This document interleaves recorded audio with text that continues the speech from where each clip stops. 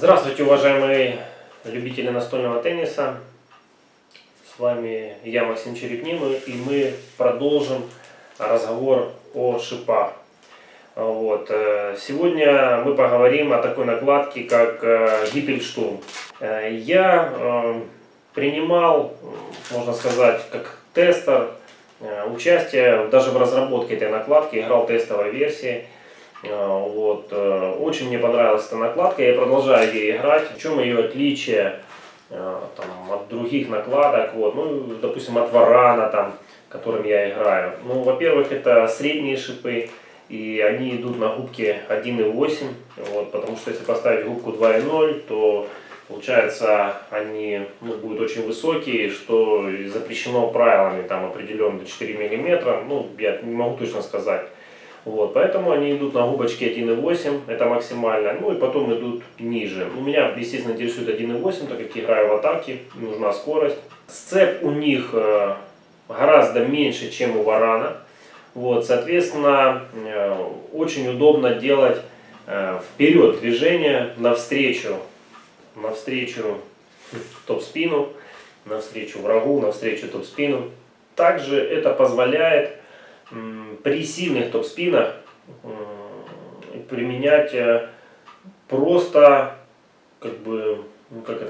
просто поставить ракетку и все, делать сильный топ-спин, вы ничего не добавляете, потому что мяч может улететь, если мы говорим за основание в плюс, просто ставите, мяч стукается, летит на ту половину.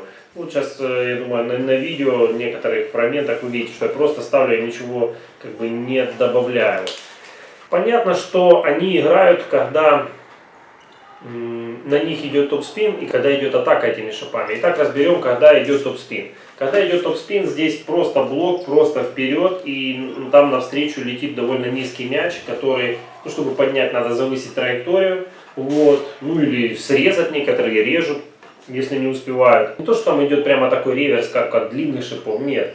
Но летит довольно быстрый по скорости, в темп. Если делает топ-спин, в темп отвечаешь, сразу в темп второй топ-спин, он будет обязательно в сетке. То есть нам нужна пауза и потом крутануть вверх. Это то, что по поводу контр-удара, контр-перевода. Конечно же, если делает сильный топ-спин, то Варана там где-то можно добавить или перебить, то здесь очень опасно перебивать, бить в верхней точке, мяч просто улетит. Тут лучше поставить, перенаправить, то есть углом играть при игре Гиппельштурма. Какая еще особенность при, допустим, левой диагонали? Вы обмениваетесь с соперником левую диагональю, если соперник не делает сильно вращательный топ-спин, а перешел, например, на игру накатами. Часто такое бывает.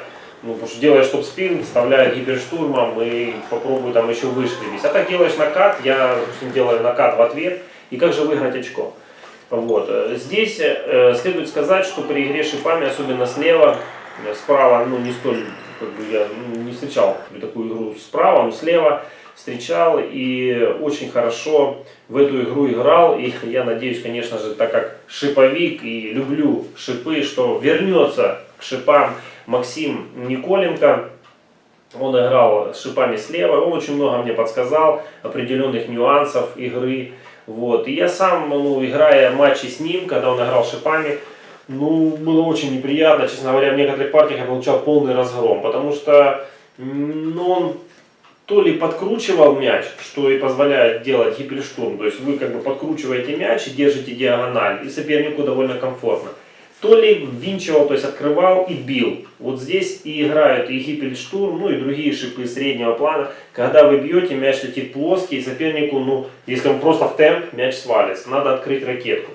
Где-то на этих видео видите некоторые розыгрыши, где я просто толкаю мяч и где-то вращаю. И, соответственно, симбиоз вращения и удара и приводит к тому, что игра соперника может разрушиться. Потому что если он делает накат, я в ответ вращение, то накат может вылететь. И если он делает топ-спин по высокой траектории, я могу или вставить, или сделать накат, и так далее. То есть может, вызвав этим ошибки соперников. Также следует отметить на некоторых видео, когда соперник убегает в правый угол и успевает хорошо ногами, понятно, он выбирает удар, допустим, или в живот, или в левый угол, что довольно разумно, потому что вправо можно получить контратаку. А если успел ногами, лучше сыграть именно в эти точки.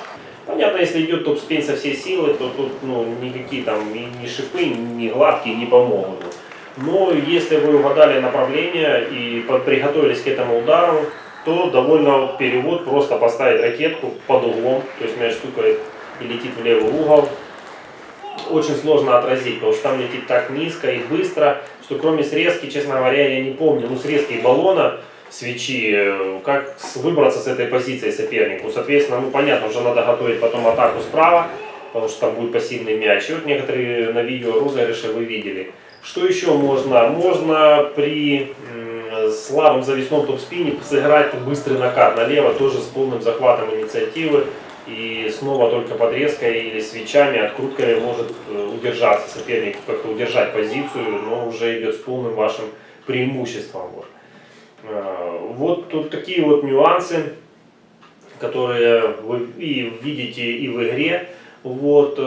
Соответственно, игровая стратегия, порой длинная подача, делает слабый топ-спин и сразу играет шипы. То ли сразу за такой плоский удар, то ли идет накрутка. В зависимости от топ-спина, то есть от этого, об игре соперника.